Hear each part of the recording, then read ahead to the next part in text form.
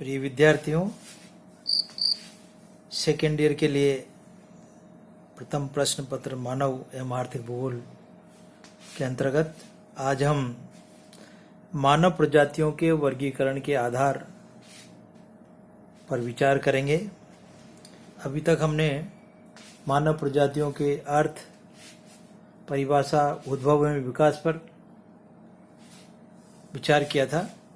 अब उससे आगे हम मानव प्रजातियों के वर्गीकरण के क्या क्या आधार होते हैं उस पर विचार करेंगे। देखिए, मानव प्रजातियों के वर्गीकरण के दो आधार होते हैं। पहला बाह्य शारीरिक समानता तथा दूसरा जीन की समानता या समपितृयक एक सूत्रता। तो ये दो मानव प्रजातियों के वर्गीकरण के आधार होते हैं। बाह्य शारीरिक समानता में जैसे रंग होता है, रूप होता है, उसके शरीर की बनावट है, बालों का जैसे किस तरह का क्या है, और दूसरा जीन्स, जैसे जीन्स की क्या समानता होती है। तो ये दो महत्वपूर्ण आधार होते हैं जिनके द्वारा मानव प्रजातियों का वर्गीकरण किया गया है। इन दोनों तत्वों को भौतिक और मानवीय परिस्थितियां प्रभावित करती रहती है। हम सब जानते हैं कि मनुष्य पृथ्वी पर रहता है तो पर्यावरण के जो भी भौतिक तत्व हैं उनसे मनुष्य अत्यधिक प्रभावित होता है और उसके शारीरिक गठन पर, उसके आचार विचार पर, सभी चीज़ों पर हम भौतिक तत्वों का प्रभाव देख सकते हैं, जिसके कारण एक ही वंशज के मानव अनेक नए लक्षणों को ग्रहण कर लेते हैं। अतः आनुवांशिकी यानी जेनेटिक विभिन्नता ही प्रजातियों के वर्गीकरण का प्रमुख आधार है, परंतु आनुवांशिकता भी कई कारणों से प्रभावित होती है। तो आनुवांशिकता को प्रभावित करने वाले कारकों को हम लें तो सबसे पहले उनमें होता है उत्परिवर्तन, म्यूटेशन, यानी मानव शरीर की रचना एवं लक्षणों में जीन का योगदान सर्वाधिक है। सामान्यतः जीन स्थायी होते हैं, लेकिन दीर्घ काल तक परिवेश परिवर्तन के कारण इनमें कुछ परिवर्तन भी आ जाता है। शारीरिक लक्षणों में आने वाला परिवर्तन बहुत हद तक इस उत्परिवर्तन से संबंधित होता है। दूसरा, प्राकृतिक चयन।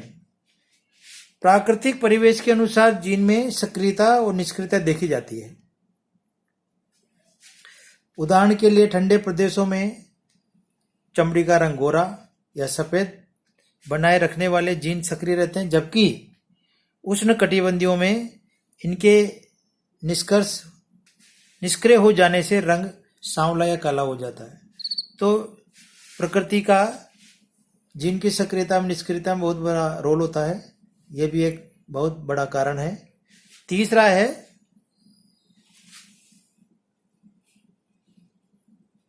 जीन प्रवाह, यानी किसी कारणवश अगर जीन का प्रवाह बाधित हो जाता है तो प्रजाति का स्वरूप बदल जाएगा। उदाहरण के लिए, अपने पूर्वजों से विलग रहने वाली प्रजाति का दीर्घ काल तक संबंध विच्छेद रहने से और बार बार उस समूह में विलगाव रहने से विभेदीकरण प्रकट हो जाएगा। यानी बहुत अधिक समय तक अगर वो प्रजाति के कोई मतलब से जीव है अगर दूर रह जाता है तो उसमें निश्चित रूप से परिवर्तन या विभेद होने लग जाएगा। चौथा है यौन चयन।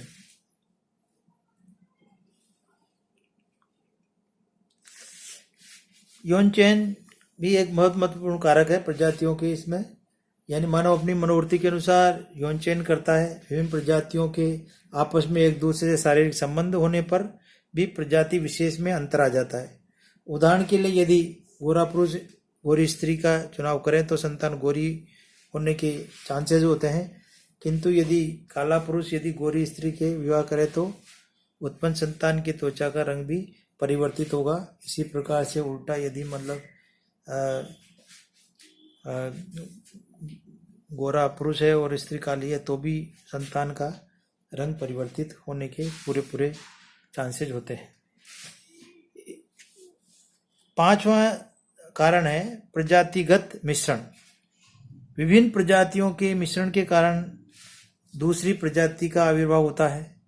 ये वर्णसंकर प्रजाति होती है, इसमें दोनों प्रजातियों के लक्षण होते हैं।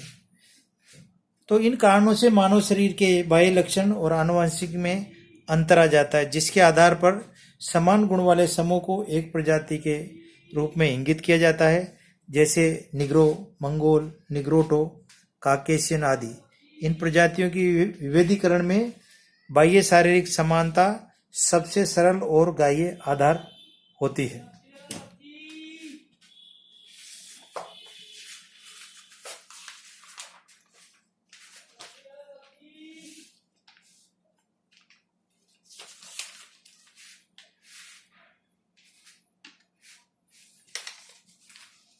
तो जैसा कि बताया था पहले कि दो महत्वपूर्ण कारण है, उसमें पहले को लेते हैं हम बाह्य शारीरिक लक्षण। मानव प्रजातियों का वर्गीकरण मुख्य रूप से विभिन्न प्रजातियों के बाह्य शारीरिक लक्षणों की विभिन्नता के आधार पर किया जाता है। शारीरिक लक्षणों में कदकाठी, त्वचा का रंग, बालों का आकार और रंग, नाक की आकृति, नाक का सूचकांक, सिर का आकार, सिर का सूचकांक, होठ का स्वरूप आदि प्रमुख है। सामान्य शारीरिक लक्षणों वाले मानव समूह को एक प्रजाति के रूप में संबोधित किया जाता है और विभिन्न प्रजातियों के लोगों में शारीरिक लक्षण अलग अलग आकृति रूप में पाए जाते हैं। तो इस बाह्य लक्षण के आधार पर प्रजातियों को वर्गीकृत किया जाता है। अब सबसे पहले लें कदकाठी, यानी शरीर की लंबाई।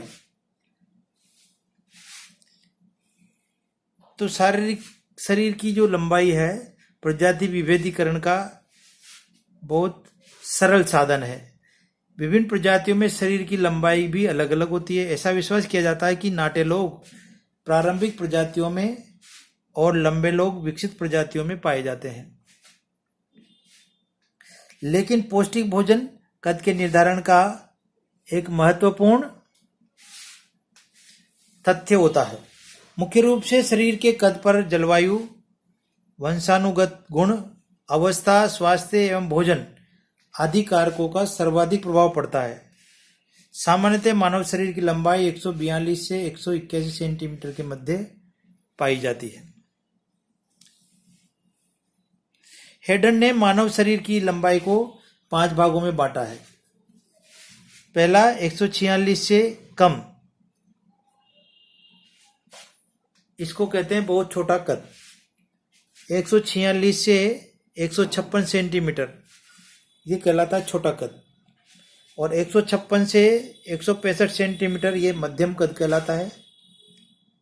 और 165 से 169 सेंटीमीटर लंबा कद कहलाता है। और 169 सेंटीमीटर से अधिक किसी की लंबाई है तो वो बहुत लंबा कद कहलाता है। ये हेडन के अनुसार है। हेडन ने 5 श्रेणियां बनाई है, जिसमें जो 146 से लेकर 169 सेंटीमीटर तक है, तो उसमें अलग अलग इन्होंने कद बताए। औसत लंबाई लगभग 165 सेंटीमीटर मानी गई है। तो ये शरीर की लंबाई के आधार पर है वर्गीकरण है। दूसरा, सिर का आकार।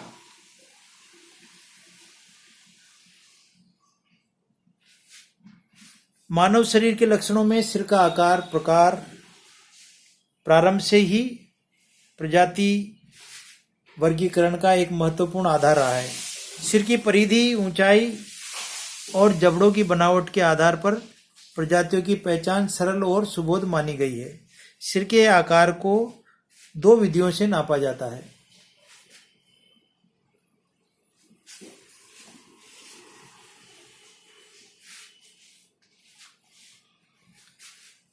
पहला कपाल परिमिति और दूसरा कपालिक ऊंचाई सूचकांक।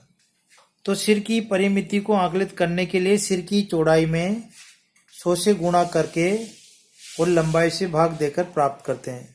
इसका सूत्र है कपालिक सूचकांक बराबर सिर की चौड़ाई बटा सिर की लंबाई इंटू 100। यह सूचकांक प्रतिशत में ज्ञात किया जाता है।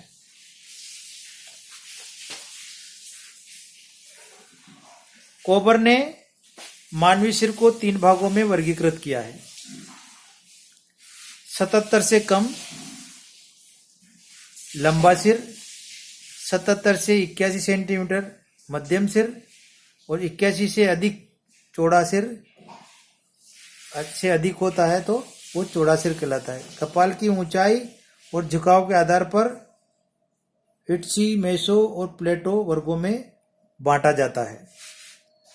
अब तीसरा जो बाह्य लक्षण है उसके आधार पे नासिका का आकार आता है। तो प्रजातियों में नाक की आकृति भी भिन्न भिन्न पाई जाती है, जैसे सीधी उठी हुई, दबी हुई, सीधी चपटी, पतली, छोटी, टेढ़ी। नाक की आकृति के निर्धारण हेतु मानव शास्त्रियों ने नासिका सूचकांक निर्धारित किया है, जिसका सूत्र है नासिका सूचकांक बराबर नाक की चौड़ाई बटा नाक की लंबाई इंटू 100। तो नासिका सूचकांक की गणना एडन ने नाक को विभिन्न वर्गों में बांटा है। इस सूचकांक के आधार पर एडन महोदय ने जो नाक के निम्न वर्ग किए हैं। इंडेक्स सूचकांक देखें तो 55 से कम होता है उसको बहुत पतली नाक कहा जाता है। 55 से जो 70 सूचकांक होता है वो पतली नाक कहलाती है। 70 से 85 जिसका सूचकांक है वो मध्यम नाक, 85 से 100 सूचकांक है तो चौड़ी नाक और 100 से अधिक है तो बहुत चौड़ी नाक कहलाती है। तो विभिन्न प्रजातियों के अध्ययन के आधार पर ये बताया जाता है कि निग्रोटो प्रजाति की नाक चौड़ी, मंगोलाइड की मध्यम चौड़ी तथा नार्डिक की पतली नाक पाई जाती है। बनावट के आधार पर नाक के आकार के भी अलग अलग वर्गीकरण किए जाते हैं, जैसे गहरी नाक, सीधी नाक, नदोत्तर नाक, उमरी नाक और घुमावदार नाक। धन्यवाद। आज के लिए इतना ही। अगले वीडियो में